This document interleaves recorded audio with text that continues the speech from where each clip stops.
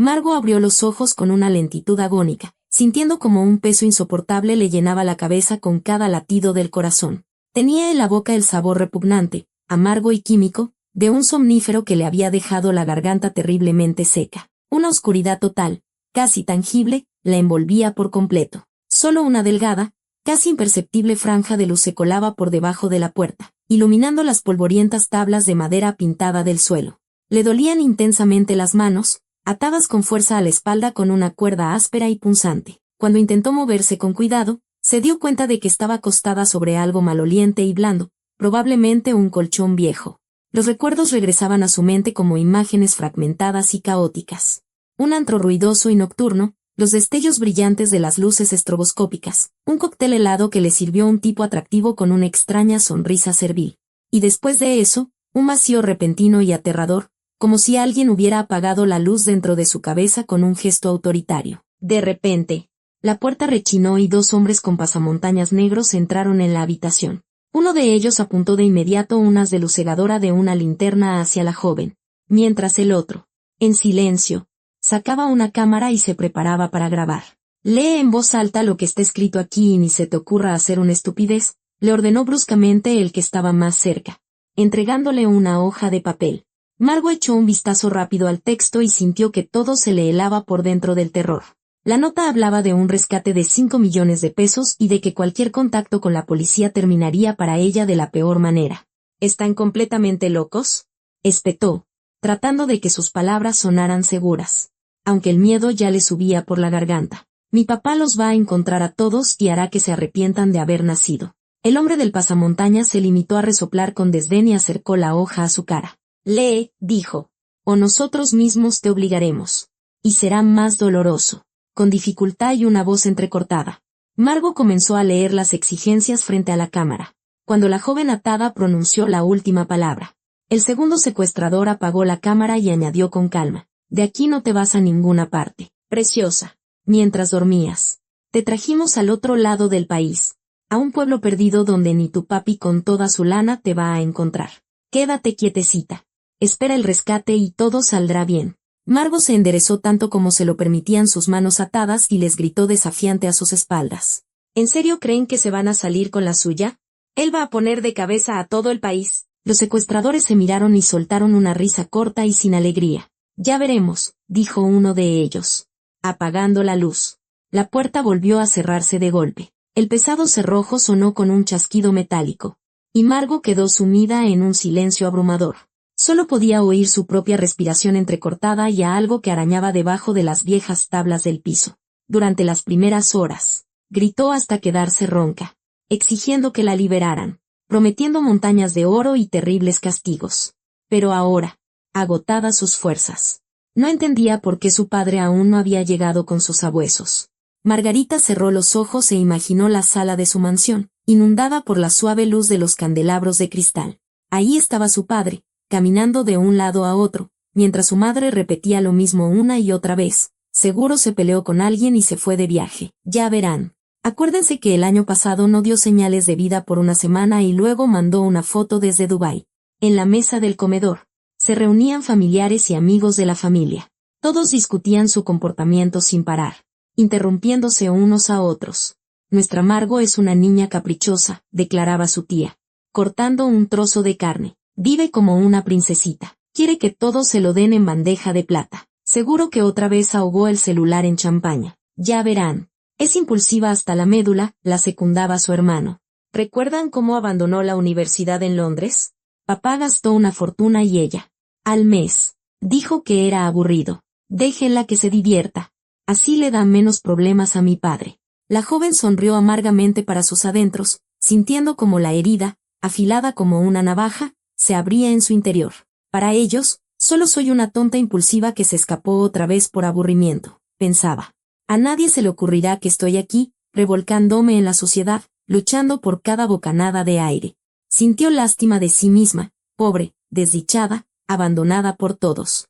Margarita sintió como las lágrimas calientes rodaban por sus mejillas, pero de inmediato las secó con rabia contra el colchón sucio. «No se saldrán con la suya», susurró con los labios resecos. Algo dentro de ella cambió. Un punto de quiebre. Margarita comenzó a prestar atención. Ahora, cada susurro tras la pared, cada fragmento de conversación de los secuestradores que llegaba desde el pasillo, se convertía para ella en una pieza invaluable del rompecabezas. Se dio cuenta de que eran solo dos, y que estaban visiblemente nerviosos porque el rescate se retrasaba. El tiempo perdió su significado. La joven no podía saber cuántas horas o días había pasado en ese colchón apelmazado. Simplemente yacía con los ojos bien abiertos.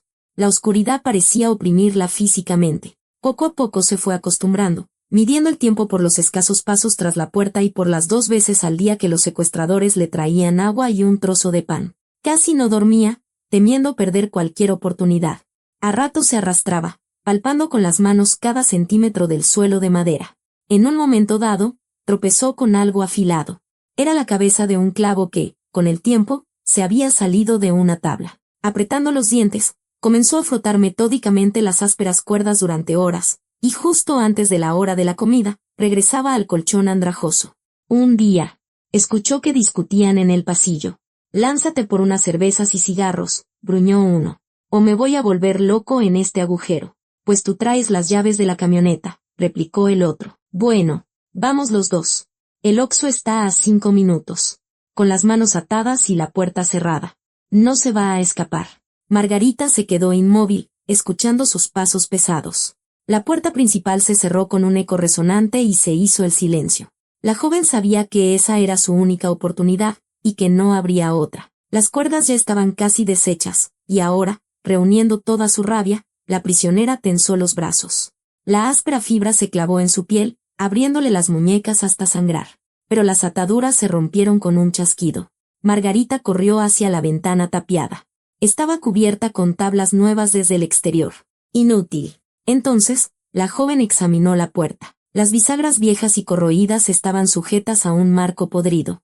Agarró el tazón de metal en el que le traían el agua y, usándolo como palanca, comenzó con todas sus fuerzas a meter el borde en la rendija entre el marco y la puerta. Sus delgados dedos temblaban, el sudor le nublaba la vista, pero no se detuvo. En cada empujón ponía todo el rencor hacia su familia, todo el horror de aquellos días.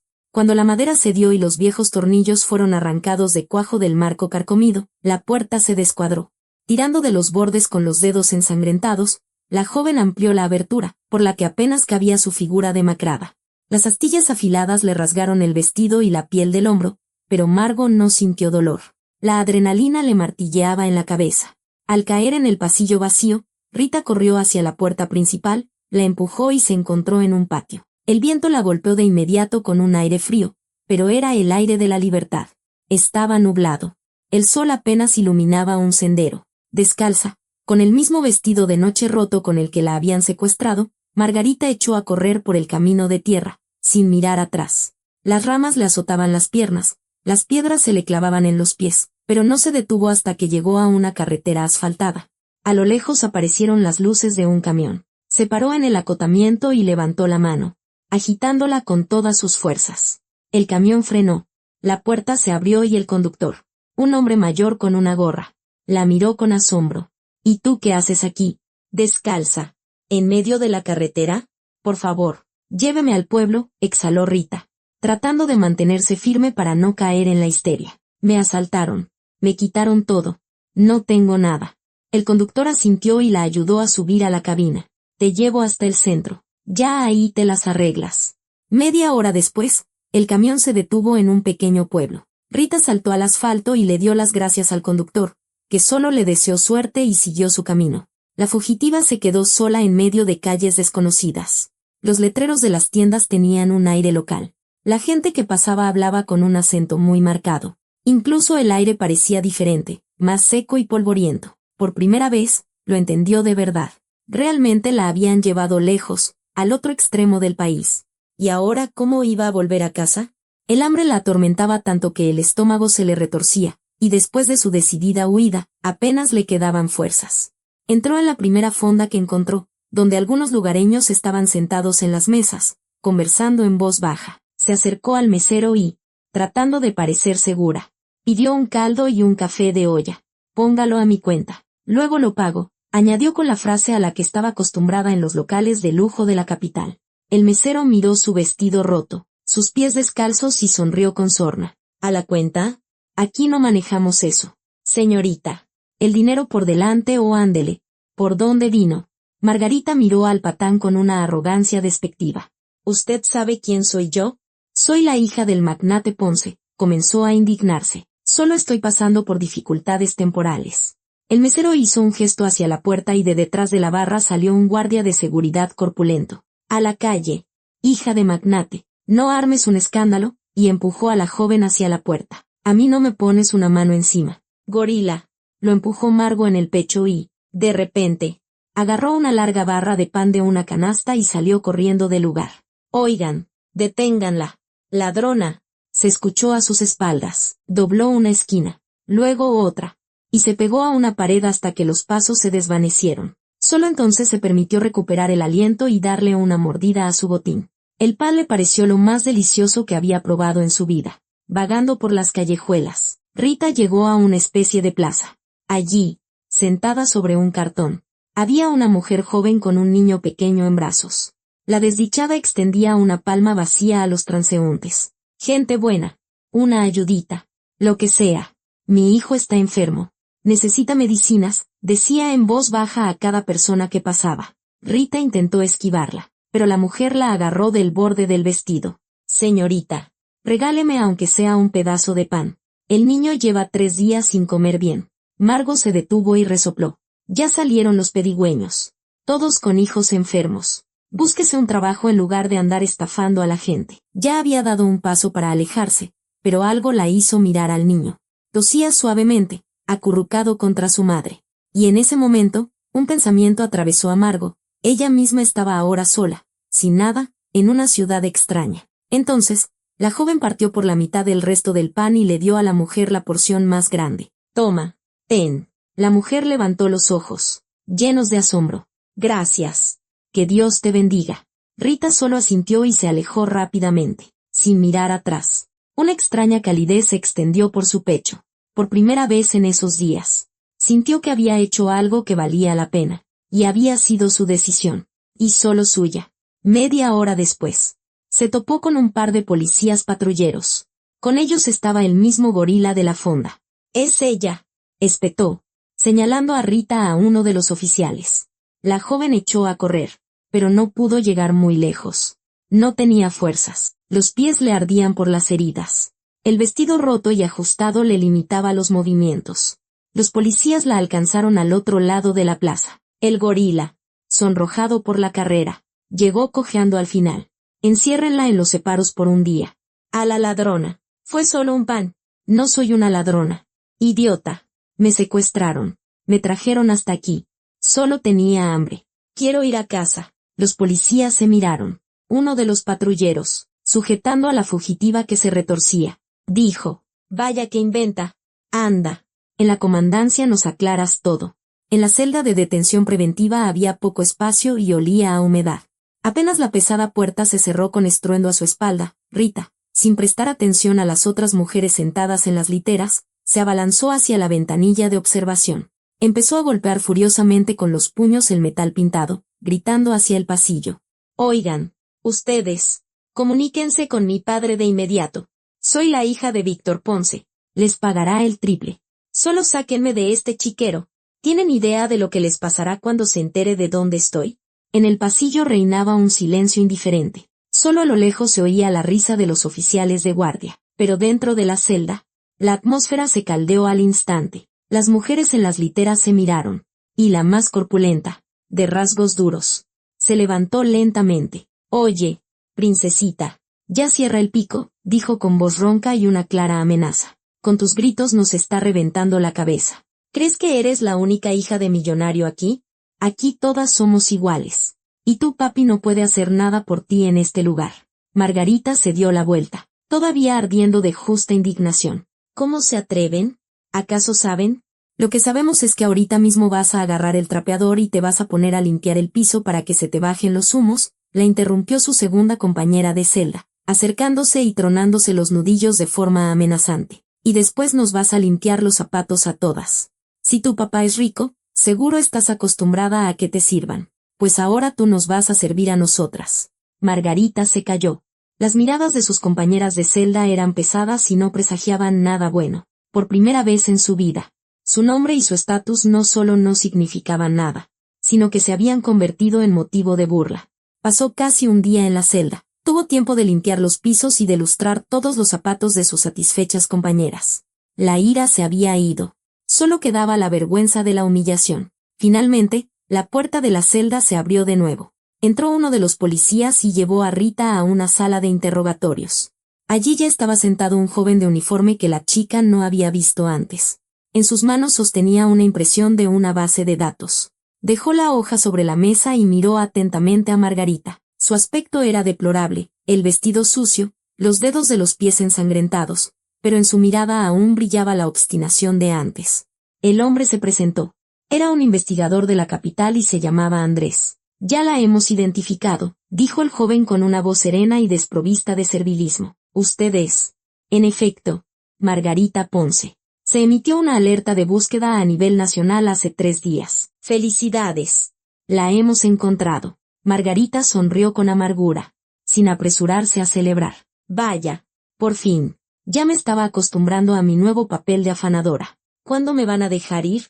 Andrés negó con la cabeza y comenzó a llenar metódicamente un informe. La dejaremos ir, por supuesto. Solo explíqueme una cosa, señorita Ponce. ¿Por qué, al quedar en libertad, no acudió a la primera delegación de policía que encontró? ¿Por qué fue necesario robar y huir de los oficiales? Margarita bajó la vista hacia sus manos maltratadas. Toda su arrogancia se había evaporado, dando paso a un cansancio pesado y adulto. Usted no entiende, comenzó en voz baja, y su voz tembló por primera vez. Allá, en esa oscuridad el mundo se encogió. Cuando escapé, no sabía dónde estaba ni a dónde ir. Quería ir con mi papá. Sentía que solo él podía protegerme, y que todo lo demás era una trampa. Andrés le escuchaba en silencio, y en su mirada, por un instante, brilló algo parecido a la compasión. Dejó el bolígrafo y la miró directamente a los ojos. Su secuestro es un asunto serio. Tengo órdenes de escoltarla personalmente hasta su casa en un vuelo comercial. Su padre insiste en que esté bajo protección cada minuto hasta que sea entregada a él en persona. ¿En persona? ¿Y ahora qué? ¿Es mi niñera?, resopló Rita, aunque por dentro sintió un gran alivio. Le estaban ayudando. Poco después, ya iban de camino al aeropuerto. Rita iba sentada, mirando por la ventana las casas y los escasos autos que pasaban. El rencor contra el mundo entero todavía bullía en su interior, pero a su lado iba un policía tranquilo que no le daba sermones ni intentaba compadecerla. Ella fue la primera en romper el silencio. Oye, Andrés, ¿te puedo tutear? Jamás pensé que me encontraría en una situación así. Sin tarjeta de crédito, sin teléfono, sin nadie a mi lado. Antes todo era diferente. Pedía algo, y me lo traían. Quería algo, y me lo compraban. Y de repente hambre, frío, una celda. Apenas ahora me doy cuenta de que no tengo a una sola persona que me quiera a mí, y no a la posibilidad de divertirse a mi costa. El investigador asintió, sin apartar la vista de la carretera. Muchos que han vivido toda su vida con lujos no se imaginan lo que es quedarse sin protección, pasar hambre. Rita se volvió hacia él. ¿Y tú sí te lo imaginas? Por lo que veo, no vienes de una familia rica. Él sonrió brevemente. Rica no, para nada. Crecí en un orfanato, sentía lo mismo. Estás tú solo contra el mundo. Estudié mucho porque sabía que era la única forma de salir adelante. Desde los 14 años trabajaba en lo que fuera. De chalán, de viene. Lavaba coches, ahorraba dinero para el futuro. Luego entré a la academia de policía con una beca. La competencia era enorme, pero lo logré todo por mi cuenta, paso a paso, porque entendí que solo podía contar conmigo mismo. Nadie iba a venir a regalarme la vida en bandeja de plata. La joven escuchaba en silencio, por primera vez sin interrumpir ni tratar de demostrar que era la más inteligente. Sus palabras sonaban sencillas, sin quejas ni orgullo, simplemente como un hecho. ¿Y nunca te arrepentiste de que te tocara esa vida? A veces sí, claro, sobre todo cuando otros chavos en la calle presumían sus teléfonos nuevos o sus motonetas. Pero no podía hacer que mis padres volvieran. Hace mucho entendí que si esperas la ayuda de alguien, puedes pasarte la vida entera esperando. Es mejor hacer las cosas uno mismo. Aunque sea lento, aunque sea difícil, pero al menos sabes que es tuyo. Rita se volvió hacia la ventana, pero algo se removió en su interior. Recordó cómo su padre le había ofrecido entrar en el negocio, cómo le enseñaba, la presionaba, y ella solo lo ignoraba, prefiriendo los antros y las compras. Recordó a la mujer con el niño a la que le dio la mitad del pan. Recordó la celda donde la obligaron a limpiar el piso. Tienes razón, dijo en voz baja. Toda mi vida he vivido a costa de otros y ni siquiera pensaba que las cosas pudieran ser diferentes. Andrés solo asintió. Lo importante es que ahora lo sabes. Y no es tarde para empezar de otra manera. Llegaron al aeropuerto en silencio. Margarita ya no protestaba ni exigía nada. La historia de él daba vueltas en su cabeza y, de repente, sintió que quería saber más sobre la vida. No de su padre, ni de sus amigas, sino de este hombre que había logrado todo por sí mismo. Y de pronto deseó que este viaje con Andrés durara el mayor tiempo posible. El avión aterrizó tarde por la noche. La terminal de llegadas estaba desierta. Margarita caminaba primero. Andrés la seguía, llevando su propia maleta. A la salida los esperaba su padre, el magnate Ponce, solo, alejado de sus guardaespaldas y del chofer, lo que en sí mismo era inusual. Se acercó, asintió fríamente a su hija y se dirigió de inmediato a Andrés. Gracias por traerla de una pieza. ¿Averiguaron algo nuevo? Los agentes locales están buscando a los secuestradores, respondió Andrés. Envié todos los materiales a nuestra dirección en la capital antes de despegar. Víctor Ponce sacó su teléfono y le mostró un mensaje de otro investigador. Acaba de llegar. Revisaron todas las cámaras alrededor de la casa, los registros de llamadas del personal y de los choferes. Resultó que nuestro chofer personal fue quien les pasó la información a los secuestradores. Recibía dinero de ellos. Lo detuvieron hace una hora en su casa. Margarita miró a su padre con los ojos muy abiertos. Javier, ¿ese chico tan alegre que me llevaba a todos lados? Ese mismo. Supongo que pensó que se haría rico fácilmente. El idiota. Ponce le extendió la mano a Andrés. Ha hecho un gran trabajo. Gracias por devolverme a mi hija. Dígame un número de cuenta. Le transferiré una suma considerable como agradecimiento. Andrés negó con la cabeza. No es necesario. Cumplí con mi trabajo. Lo importante es que la señorita está en casa. De acuerdo. Tramitaré un bono del ministerio, para que todo sea oficial. Víctor Ponce le estrechó la mano al joven investigador. Luego, el magnate se dio la vuelta y caminó hacia la salida, donde ya lo esperaba el auto. Margarita lo siguió, pero de repente se detuvo y se giró. Espera un minuto, exhaló, tocando ligeramente la manga de Andrés. Él levantó las cejas con sorpresa, pero al notar su mirada seria, asintió en silencio. Estos días quemaron todo lo que yo era antes, comenzó Margarita, llevándolo hacia unos asientos en la terminal vacía. Me di cuenta de que, antes de este secuestro, yo era solo una muñeca de aparador. Todo lo que tenía, me lo regalaron. Nada era mío. Y ya no quiero volver a ese vacío. Se sentó. Andrés se sentó a su lado, observando su rostro con atención, con su presencia tranquila. A ella le resultaba sorprendentemente fácil decir la verdad. Quiero hacer algo por mí misma. Mi padre tiene dinero, me lo dará. He pensado en una fundación para ayudar a niños, pero no como lo hacen mis conocidos, transferir dinero y olvidarse, presumiendo en banquetes. Quiero invertir mis ahorros e intentar ser voluntaria. Yo misma llevar las medicinas, yo misma revisar los informes, yo misma hacer fila en las oficinas de los burócratas. Quiero aprender a trabajar como tú, con honestidad, y hasta sudar la gota gorda.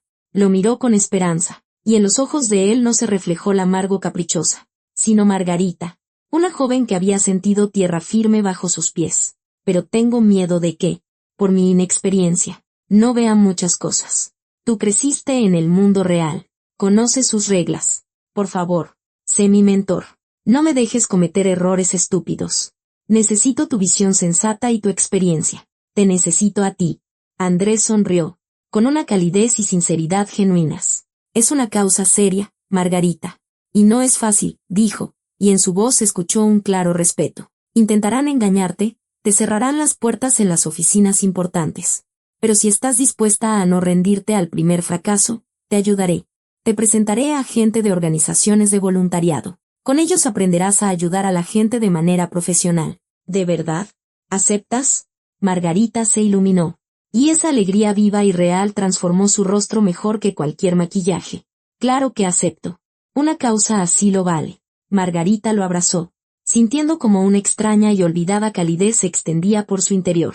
Se levantó, pero antes de irse, añadió en voz baja, mirándolo directamente a los ojos.